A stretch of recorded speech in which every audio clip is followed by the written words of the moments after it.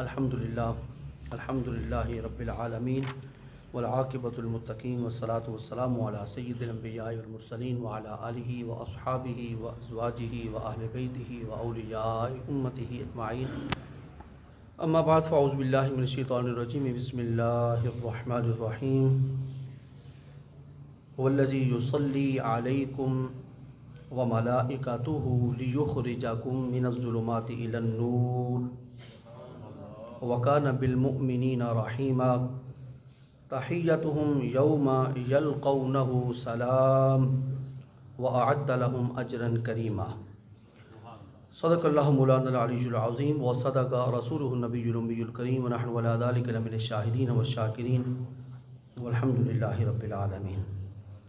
میرے بہت ہی معزز و محتشم سامعین اکرام کو یہ بات یاد ہوگی کہ گزشتہ جمعۃ المبارک اور گزشتہ سے پیوستہ جمعۃ المبارک کی نشست اور مجلس میں ہم اللہ رب العزت کے ایک برگزیدہ اور چنیدہ اللہ کے چنے ہوئے بندے کا ذکر خیر کر رہے ہیں، اور یہ تاریخ اسلام میں ایسی روشن شخصیات ہیں کہ جن کا نہ صرف وجود روشن ہے بلکہ ان کا کردار بھی روشن ہے، اور انہیں سرکار دو عالم صلی اللہ علیہ وآلہ وسلم کی صحبت ایک کاملہ نصیب ہے، اور یہ اللہ کے چنے ہوئے لوگ ہیں۔ ایک حدیث پاک کے اندر رحمت کائنات صلی اللہ علیہ وآلہ وسلم نے ارشاد فرمایا، ان اللہ اختارنی، اللہ نے کل کائنات میں سے مجھے چنا۔ ان اللہ اختارنی، اللہ نے کل کائنات میں سے مجھے چنا، اور پھر ثم اختار لی اصحابی، پھر اس کے بعد اللہ کریم نے میرے لیے میرے صحابہ کرام کو چنا۔ تو یہ اصحاب رسول اللہ کے چنے ہوئے ہیں، اللہ کے۔ تو جس وقت آپ کوئی بازار سے منڈی سے پھل سبزی فروٹ کپڑا لینے کے لیے جاتے ہیں تو ساری دکان کھلواتے ہیں، ساری دکان کو کھنگالتے ہیں، اس میں سے آپ چن کے خرید کر کے اپنے گھر میں لے کے آتے ہیں۔ تو جو چنی ہوئی شے ہوتی ہے وہ بڑی پسندیدہ ہوتی ہے۔ دوسرے الفاظ میں اگر میں یہ کہوں تو بالکل بجا ہوگا، بے جا نہیں ہوگا کہ یہ اصحاب رسول اللہ رب العزت کے پسندیدہ ہیں۔ اللہ کے اگر پسندیدہ نہ ہوتے تو انہیں وہاں پر حضور کی بارگاہ اقدس کے اندر جمع نہ کیا جاتا۔ انہی برگزیدہ اشخاص میں سے اور نفوس قدسیہ میں سے ایک ہستی کا ہم ذکر خیر کر رہے ہیں، اور گزشتہ جمعۃ المبارک پر 10ویں پارے کی سورہ کا ایک آیہ کریمہ میں نے پڑھی تھی التوبہ کی، اور آج سورۃ الاحزاب سے ایک آیہ کریمہ کی تلاوت کرنے کا شرف حاصل کیا ہے۔ دونوں کا شان نزول اس ہستی کے ذات بابرکات کے بارے میں ہے۔ گزشتہ جمعے پر جو میں نے عرض کرنا چاہا تھا، اور وہ ہمیشہ کی طرح موضوع ہمارا ادھورا اور تشنہ تکمیل رہ گیا، اس کا ترجمہ ضرور کر کے پھر میں دوسری آیت کریمہ کی طرف بڑھتا ہوں۔ اللہ کریم ارشاد فرماتے ہیں، الا تنصروہ فقد نصرہ اللہ، اگر تم میرے محبوب محمد پاک کی دین کی جد و جہد کے اندر محنت کرو، خدمت کرو تو اس میں تمہارا ہی بھلا ہے، اور اگر تم خدمت چھوڑ دو تو تمہیں یہ نہیں ہونا چاہیے کہ اب محمد پاک کی مدد کون کرے گا۔ فقد نصرہ اللہ، اللہ نے اپنے محبوب کی تو محبت کر ہی دی ہے، اللہ فرما چکا ہے۔ کب اللہ نے مدد فرمائی؟ فرمایا لما اللہ نے مدد فرمائی ہے، خاص طور پر اس وقت مدد فرمائی ہے اذ اخرجہ الذین کفروا، جس وقت مکہ مکرمہ سے کافروں نے محمد پاک کو نکلنے پر مجبور کیا، اور 40 کا محاصرہ تھا آپ کے کاشانہ اقدس کے ارد گرد، اور سارے آنکھیں کھول کے بیٹھے ہوئے تھے، لیکن دیکھنے کے لیے محبوب کو ان آنکھوں کی نہیں دل کی آنکھوں کی ضرورت ہوتی ہے۔ محبوب ان کے وجود کے سامنے سے یوں نکل گئے جس طرح کے جسم سے روح نکلتی ہے، نہ آتی ہوئی محسوس ہوتی ہے نہ جاتی ہوئی محسوس ہوتی ہے۔ یہ تو تیری میری روح کا کمال ہے، اور محمد پاک تو روح کے بھی روح ہیں۔ جب روح نظر نہیں آ سکتی تو محمد پاک کیسے نظر آ سکتے تھے؟ ان کو کافروں کو، ابو بکر صدیق کو تو نظر آئے، اور سرکار کریم وہاں سے چلے تو کس کے کاشانہ اقدس کے سامنے جا کر آپ کھڑے ہوئے؟ حضرت ابو بکر صدیق کے دروازے پہ جا کے آپ کھڑے ہوئے۔ خیر، اذ اخرجہ الذین کفروا ثانی اثنین اذ ہما فی الغار، پھر یہ سفر ہجرت شروع ہوا، اور دو مکہ مکرمہ سے روانہ ہوئے، ایک سراپا صدق تھا اور ایک صدق کی تجلی اول کا مرکز و محور صدیق تھا۔ دونوں روانہ ہوئے اور غار ثور کے دہانے پہ پہنچے۔ ابو بکر صدیق عرض کرتے ہیں یا رسول اللہ آپ باہر کھڑے ہوں، اندر جا کر پہلے میں غار کا جائزہ لے لوں، صفائی کر لوں۔ تو نتیجہ کیا نکلا کہ جس غار کی صفائی ابو بکر کی محبت سے پہلے ہو جائے پھر محبت محمد پاک کے اندر آتی ہے۔ بس اشارہ کر دیا، آگے بڑھتے چلے جاتے ہیں۔ میں سلام نیاز پیش کرنا چاہتا ہوں سیدنا صدیق اکبر جو تاجدار صداقت ہیں، ان کی بارگاہ اقدس کے اندر ترجمہ سماعت فرمائیے۔ اذ یقول لصاحبہ، جب غار کے اندر دونوں پہنچے تو ان دو میں سے ایک نے دوسرے سے کہا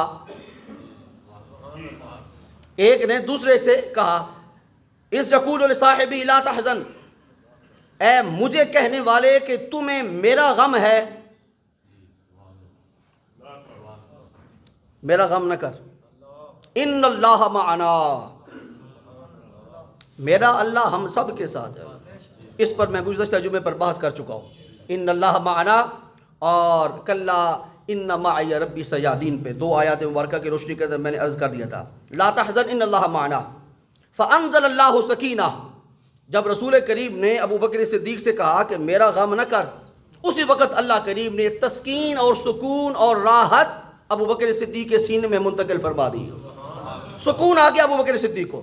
بھائی اوپر غار کے دہانے پہ اگر دشمن کھڑے ہیں اور وہ پیچھے سے لالچ لے کے آئے ہیں کہ تمہیں سرخ 100 اونٹ عطا کیے جائیں گے، تو ابو بکر ان کی باتوں کے اندر نہ یہ تمہارا بال بھی بیگا نہیں کر سکتے۔ محمد پاک کی ایک زبان سے نکلے ہوئے کلمے نے ابو بکر صدیق کو سکون اور چین عطا کر دیا۔ اللہ کریم فرماتے ہیں فانزل اللہ سکینہ، اللہ کریم نے سکون اور سکینت اور طمانینت اور قرار عطا کر دیا ابو بکر صدیق کے سینے کو، اور اس کے ساتھ کیا وَأَيَّدَهُ بِجُنُودٍ لَمْ تَرَوْهَا، اللہ کریم نے ان دونوں کی پھر مدد کی ایسے لشکر کے ساتھ جو لشکر ان سر کی آنکھوں کے ساتھ دکھائی نہیں دیتا تھا۔ وَأَيَّدَهُ بِجُنُودٍ لَمْ تَرَوْهَا، مدد فرمائی، تائید فرمائی، ملائکہ کو بھیجا۔ اور بھی دو جانور تھے جنہوں نے خدمت کی ہے، ایک کبوتری تھی اس نے انڈے دے دیے تھے، اور ایک مکڑی تھی جس نے جالا بن دیا تھا۔ وہ اندر تو اسی راہ سے گزر کے آئے تھے تو مکڑی نے فوری طور پر جالا بن دیا اور کبوتری نے وہاں پہ انڈے دے دیے۔ دونوں جنہوں نے خدمت کی تھی اللہ کریم نے ہمیشہ ہمیشہ کے لیے انہیں امر کر دیا۔ اس مکڑی کے نام پہ اس قرآن پاک کے اندر سورت ہے جس کو سورت العنکبوت کہا جاتا ہے۔ وہ اسی مکڑی عربی زبان کے اندر العنکبوت کو کہتے ہیں۔ عنکبوت کے نام پہ مکڑی کی نام پہ سورت بھی رکھ دی، اور کبوتروں کی نسل کو آج تک حرمین طیبین کے اندر موجود رکھا۔ اور ابو بکر صدیق کو جنہوں نے خدمت کی تھی مکہ مکرمہ کے اندر بھی اور راہ ہجرت میں بھی، غار ثور کے اندر بھی، قباء شریف تک بھی، اور قباء شریف سے لے کے مدینہ منورہ تک، اور مدینہ منورہ کی ساری زندگی حضور کے ساتھ بے سایہ نبی کے ساتھ سائے کی طرح زندگی گزاری، انہیں بھی ہمیشہ ہمیشہ کے لیے امر کر دیا۔ آج جو محمد پاک کی بارگاہ اقدس کے اندر مواجہ شریف پہ حاضر ہو کے سلام نیاز پیش کرے گا، وہ محمد پاک کو پہلے سلام پیش کرے گا، پھر ابو بکر اور عمر کو سلام پیش کرے گا۔ انہیں بھی اس مقام پر کر دیا۔ تو نتیجہ کیا نکلا کہ جو اس راہ دین میں اور دین کی جد و جہد کے اندر شامل ہو جاتے ہیں اور سرکار کی اور سرکار پاک کے دین کی مدد کرتے ہیں، اللہ کریم انہیں خائب و خاسر نہیں چھوڑتا۔ اللہ کریم ان کا دستگیر بھی ہوتا ہے، ان کا پشت پناہ بھی ہوتا ہے، اور انہیں دولت استقامت بھی عطا کرتا ہے، اور رہتی دنیا تر ان کے نام کو بھی باقی رکھتا ہے، اور ان کے تذکرے اور ان کے چرچے بھی کل کائنات کے اندر ہمیشہ ہمیشہ ہوتے رہتے ہیں، جیسے کہ میں اور آپ آج بھی کر رہے ہیں۔ یہ آیت کریمہ ختم ہوئی، اب اس دوسری آیت کریمہ کی طرف چلتے ہیں۔ یہ جناب والا 22واں پارہ ہے اور سورۃ الاحزاب ہے۔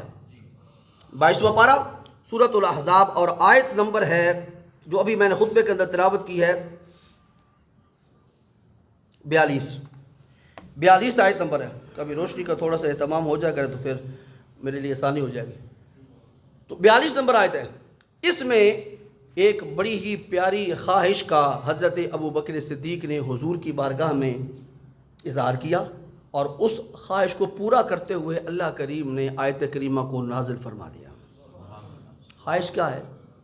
اسی سورت پاک کے 2 رکوع بعد ایک آیت کریمہ بڑی مشہور و معروف ہے، ان اللہ و ملائکتہ یصلون علی النبی یا ایھا الذین آمنوا صلوا علیہ وسلموا تسلیما۔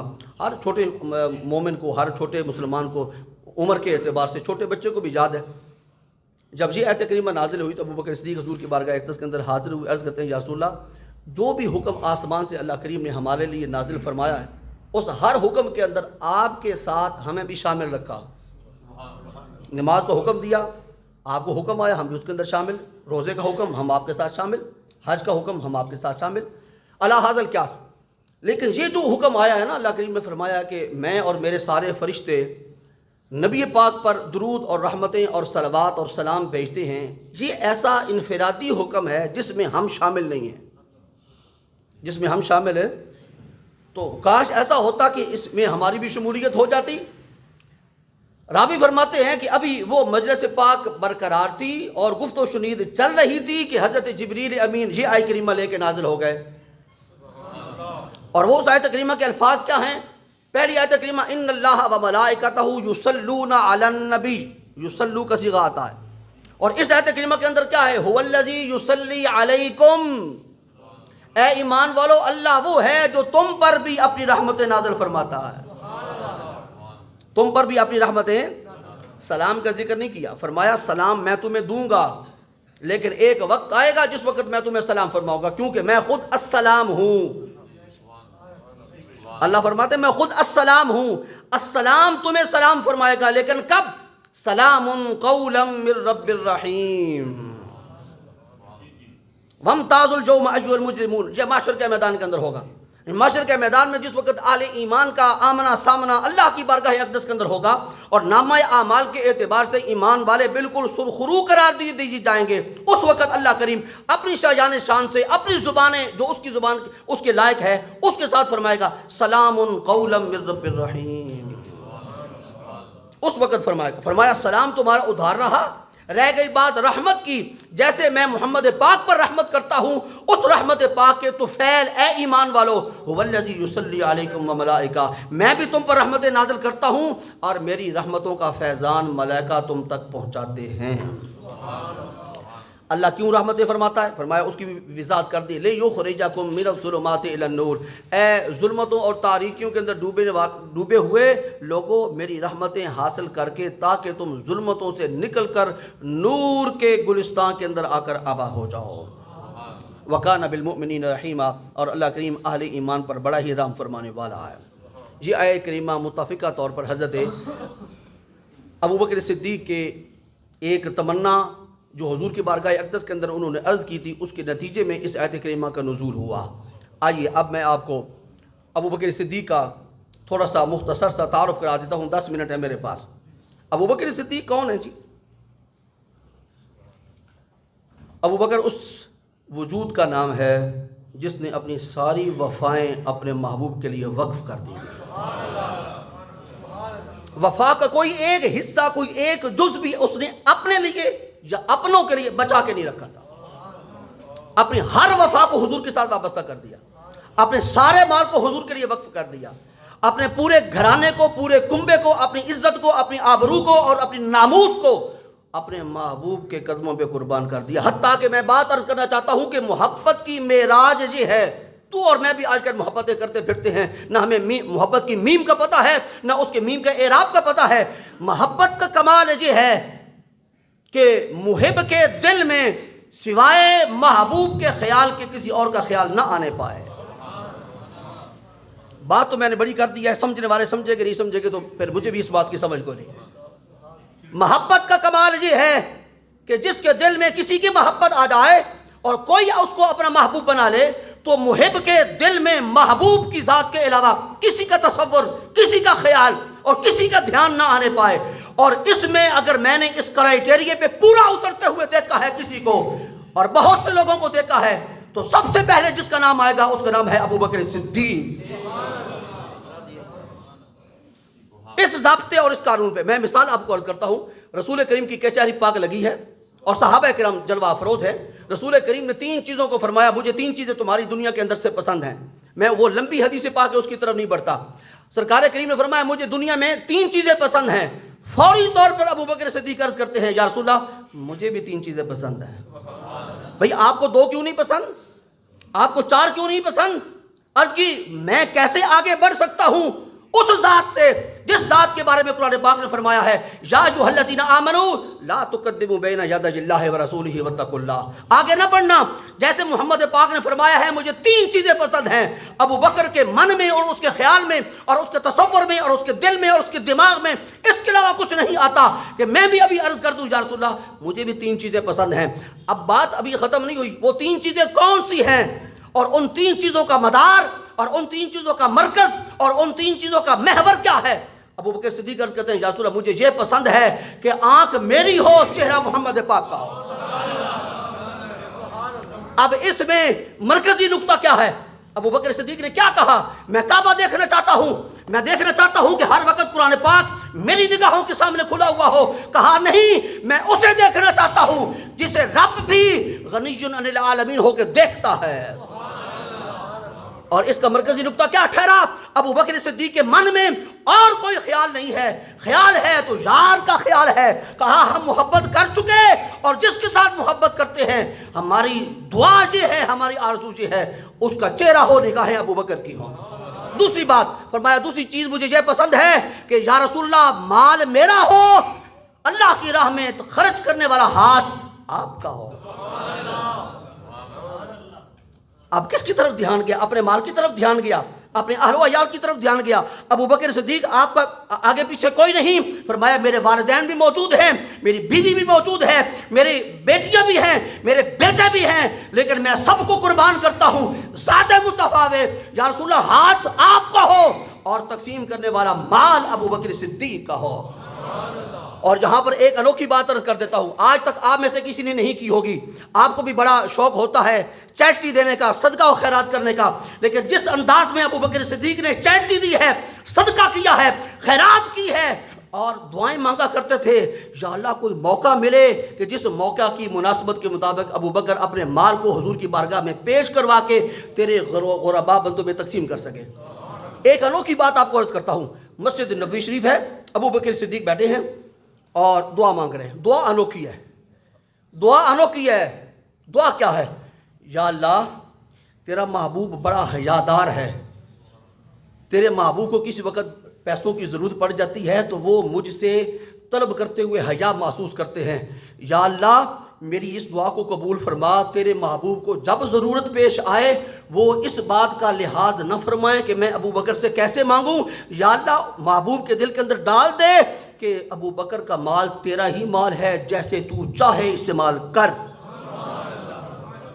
कोई ऐसा है, कोई ऐसा मुरीद, कोई ऐसा शागिर्द, कोई ऐसा बेटा दुनिया के अंदर आपको नहीं मिलेगा।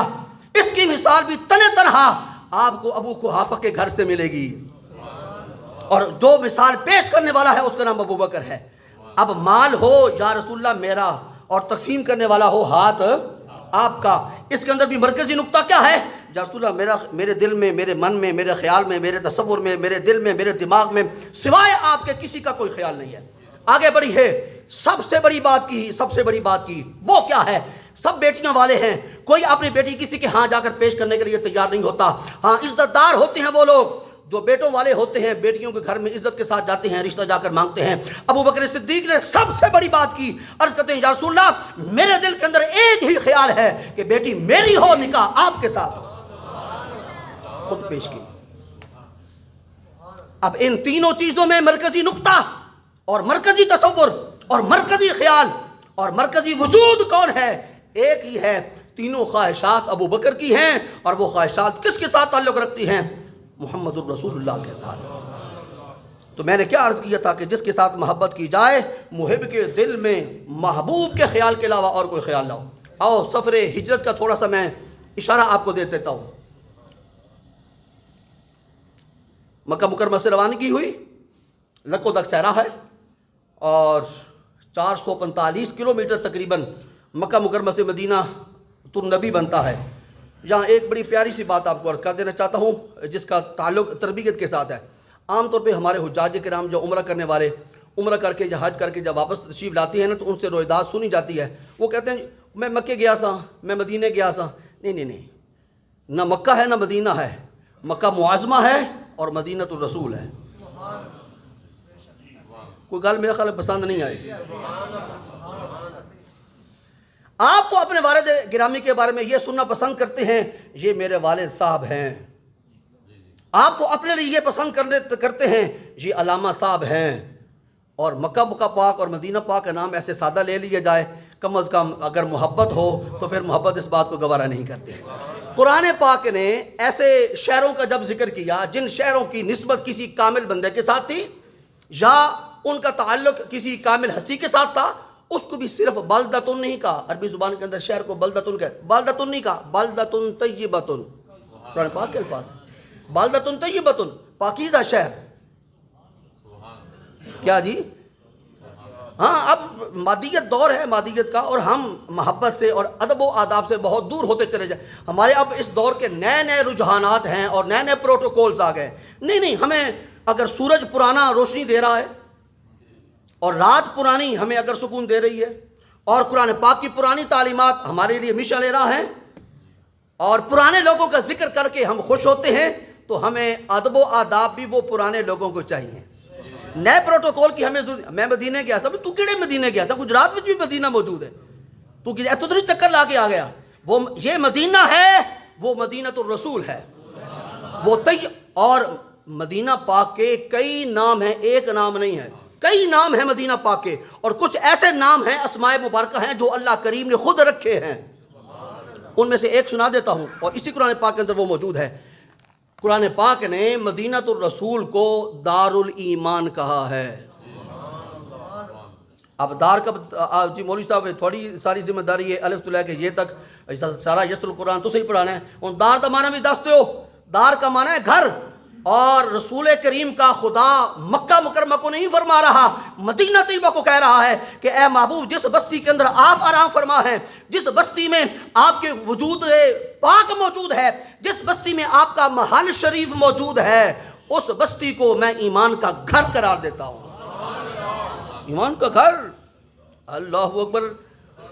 پڑھے لکھے لوگ تشریف فرما ہے، میں ایک سوال کرتا ہوں، ایمان نکلا کہاں سے تھا؟ ایمان کا آغاز کہاں سے ہوا؟ پہلی وحی کہاں پہ نازل ہوئی؟ مکہ مکرمہ میں۔ سارا سب کا ایک ہی جواب ہوگا، غار حرا کے اندر، اقرا بسم ربک الذی خلق۔ لیکن اگلا میرا سوال ہے کہ اسلام مکمل کہاں پہ ہوا؟ سب کا جواب ہوگا مدینہ پاک کے اندر، مدنی زندگی میں۔ اب ہر شے اپنی اصل کی طرف لوٹتی ہے۔ آپ نے مٹی کا ڈھیلا زمین سے اٹھایا، اوپر کی طرف اچھالا، جب تک آپ کی قوت اس مٹی کے ڈھیلے کا تعاقب کرتی رہے گی، مٹی کا ڈھیلا اوپر جاتا رہے گا۔ جس وقت آپ کی قوت اس کے تعاقب کو چھوڑے گی، لازمی طور پر وہ نیچے آئے گا۔ ایسا ہی ہے، کیوں؟ کل شیء یرجع الی اصلہ، ہر شے اپنی اصل کی طرف لوٹتی ہے۔ بڑی دھیان سے بات سنیے گا، آگ کا علو آپ نے زمین پہ روشن کیا، لیکن اس کا شعلہ زمین پہ نہیں پھیلے گا، اوپر کی طرف بڑھے گا۔ کیوں؟ آگ کا کرہ اوپر ہے، مٹی کا ڈھیلا اوپر پھینکا نیچے آتا ہے، اور آگ کا شعلہ نیچے روشن کیا اوپر کو جاتا ہے۔ ہر شے اپنی اصل کی طرف لوٹتی ہے۔ ایمان شروع ہوا مکہ سے، مکمل ہوا مدینہ پاک میں۔ تو جس وقت رسول کریم فرماتے ہیں قرب قیامت ہوگا، ایمان سمٹ سمٹا کے واپس پلٹے گا، اور مکہ کی راہ نہیں لے گا، مدینہ پاک میں آئے گا۔ تو نتیجہ کیا نکلا اس فقیر کا؟ عقیدہ سنیے، ایمان نہ مکی ہے نہ مدنی ہے، ایمان محمدی ہے۔ اگر جملہ ہضم ہو جائے تو ٹھیک ہے، میدا اگر ایمانی ہوگا تو جملہ مضبوط ہے اور ذہن میں رہے گا، نہیں ہوگا محبت سے خالی ہو۔ میدے کو تقویت دینے والا کوئی معجون آج تک دنیا کے اندر تیار نہیں ہوا سوائے محبت کے۔ ایمانی میدے کو تقویت دینے والا اور قوت بخشنے والا اور انرجی دینے والا کوئی معجون نہیں ہے سوائے محبت کی معجون کے۔ یہ محبت کی معجون جسے مل جاتی ہے نا، اس کا میدہ پھر ابوبکر صدیق کا میدہ بنتا ہے، پھر اس کا میدہ بلال حبشی کا میدہ بنتا ہے، اور وہ پھر کھاتے کچھ نہیں ہیں، لیکن تنے تنہا خیبر کا دروازہ ایک ہاتھ سے اٹھا دیتے ہیں۔ وہ گال سمجھ آئیے کہ کوئی نہیں، کھاتے کچھ نہیں ہیں، ان کو کھانے کے لیے دستیاب بھی بظاہر کچھ نہیں تھا، لیکن نمازی ان کی مکمل تھی۔ ان کی جسمانی غذا بہت تھوڑی تھی، مگر روحانی غذا اس کا شمار ہی کوئی نہیں تھا۔ وہ روحانی غذا حاصل کرنے کے لیے کوئی بھی وقت انہیں دستیاب نہیں ہوتا تھا، تو یار کے دروازے پہ آ کے دیدار کر لیا کرتے تھے۔ میرے خیال میں یہ جوڑے مسجد علی گلہ نہیں ہیں جنہیں میں شروع کر دی ہے۔ اللہ اکبر۔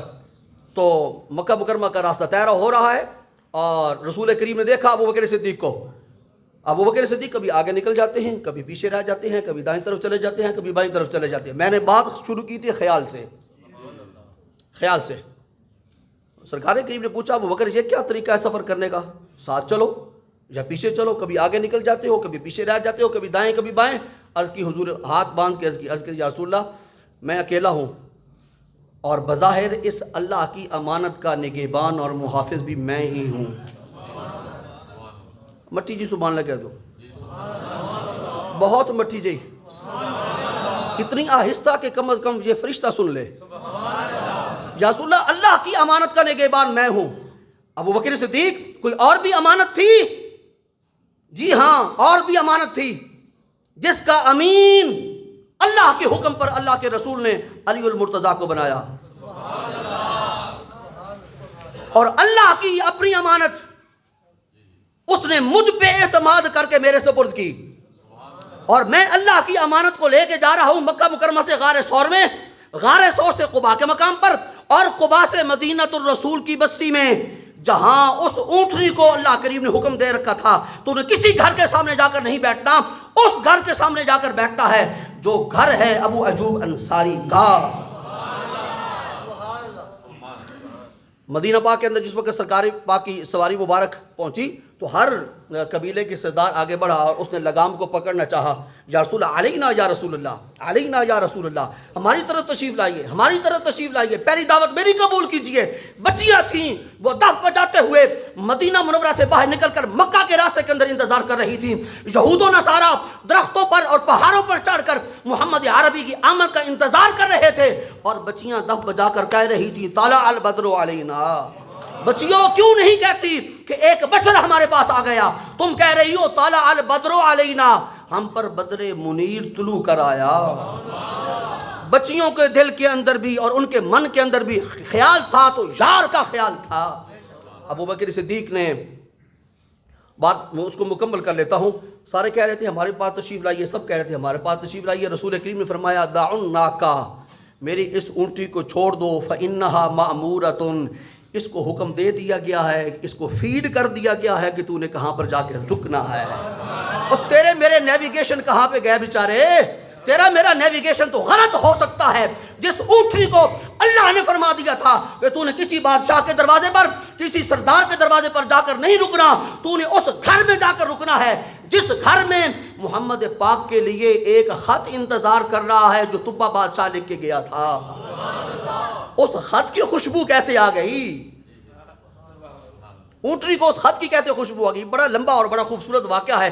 آپ سیرت پاک پڑھیے، سیرت کی کتاب پڑھیے تو سرکار کریم نے فرمایا کہ تم آگے نکل جاتے ہو، پیچھے نکل جاتے کرتے ہیں. یا رسول اللہ نے اپنی امانت میرے سپرد کی ہے اور اس امانت کا بظاہر نگہبان اور نگران میں ہوں.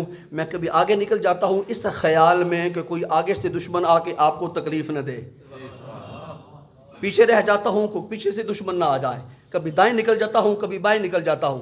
اچھا دائیں بائیں نکلنا، آگے جانا، پیچھے رہ جانا، یہ کس کے خیال میں تھا؟ یہ اس خیال میں مرکزی نقطہ کون سی ذات تھی؟ وقت میرے پاس ہوتا تو میں مسجد نبوی شریف کی ایک نماز کا منظر آپ کو دکھاتا. مسجد نبوی شریف کی اس کو بخاری اور مسلم نے لکھا ہے، میرا نہیں گھڑا ہوا یہ واقعہ، مسلم اور بخاری نے لکھا. مسجد نبوی شریف کے اندر رسول کریم کے مصلی پہ بلال حبشی کے عرض کرنے پہ ابو بکر صدیق نماز پڑھا رہے ہیں. نماز یا ظہر کی ہے یا عصر کی ہے.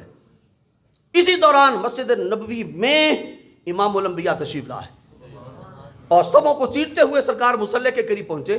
ابو بکر صدیق نے خوشبو پا کے مصلی چھوڑ دیا. یہ روایت میں 50,000 حوالوں کے ساتھ آپ کے سامنے رکھ سکتا ہوں. رسول کریم نے فرمایا الا مکانک یا ابا بکر، اے ابو بکر اپنے مصلی پہ کھڑے ہو کر نماز پڑھاتے رہو. ابو بکر صدیق نے پیچھے ہٹنا شروع کیا، ساتھ ہی ہاتھ اٹھا دیے نماز کے دوران ہاتھ، اور الحمدللہ پڑھا. الحمدللہ کب پڑھا جاتا ہے؟ جب کوئی نعمت ملتی ہے. میں سوال کر کے ساتھ ہی جواب دے دیتا ہوں، ایسے ہی ہے نا. آپ کو اللہ کریم بیٹے عطا فرمایا، کیا کرتے؟ الحمدللہ. عزتیں عطا فرمائے، الحمدللہ. نئی گاڑی، الحمدللہ. صبح اٹھتے ہیں، الحمدللہ. تو ابو بکر صدیق نے ہاتھ اٹھا کر کہا الحمدللہ. اب اس الحمدللہ کا کوئی بظاہر تک نہیں بنتا، لیکن ابو بکر صدیق فرماتے ہیں تیرے لیے تک نہیں نہ بنتا، مجھ سے پوچھ، میں تو اللہ کا شکر ادا کر رہا ہوں، مولا کریم تیرا شکر ہے کہ محمد پاک نے مجھے اس قابل تو سمجھا کہ کہا مصلی پہ کھڑا ہو کے نماز پڑھاتا رہے۔ الحمدللہ الحمدللہ۔ اور اس کے بعد پھر واپس آپ پلٹا ہے۔ میں اس پہ بڑی خوبصورت بات کیا کرتا ہوں، اس حدیث پاک پہ میری پسندیدہ ترین احادیث طیبہ میں سے ایک ہے، اور اس میں سے مجھے بہت کچھ ملا ہے۔ میرا روحانی فیض اس حدیث پاک سے بڑا وابستہ ہے۔ سوال میرا ایک بڑا ہلکا سا آپ سے ہے، بڑے پڑھے لکھے لوگ اور سنجیدہ فکر لوگ بیٹھے ہیں، یہ نماز یا زور کی تھی یا عصر کی تھی؟ ان دو نمازوں میں سے ایک نماز تھی، پکی بات ہے، ان دو میں سے ایک تھی۔ ابو بکر صدیق آہستہ آواز میں قرات کر رہے تھے، انہوں نے مصلی چھوڑا، وہ پیچھے صف میں آئے، سرکار آگے بڑھے، آپ نے نماز شروع کی۔ جب کراسنگ ہوئی تو کیا ابو بکر صدیق نے کان میں کہا تھا کہ یا رسول اللہ میں نے یہاں پہ نماز چھوڑی ہے، یہیں سے آگے شروع کرنا؟ نماز پہ کلام کرنے کی اجازت ہے؟ نہیں نا اجازت۔ تو پھر رسول کریم نے کیا تکبیر تحریمہ کہی تھی؟ ایسا بھی نہیں ہے، نئے سرے سے شروع بھی نہیں کی۔ روایت کے اندر آتا ہے جہاں سے ابو بکر صدیق نے نماز کا اختتام کیا تھا وہیں سے رسول اللہ نے نماز کو کنٹینیوسلی آگے جاری رکھا۔ تو کیسے پتہ چل گیا محمد رسول اللہ کو کہ جہاں تک ابو بکر نماز مکمل کر چکا ہے؟ سائن آف انٹروگیشن، یہ میرا سوالیہ نشان ہے اہل علم کے سامنے۔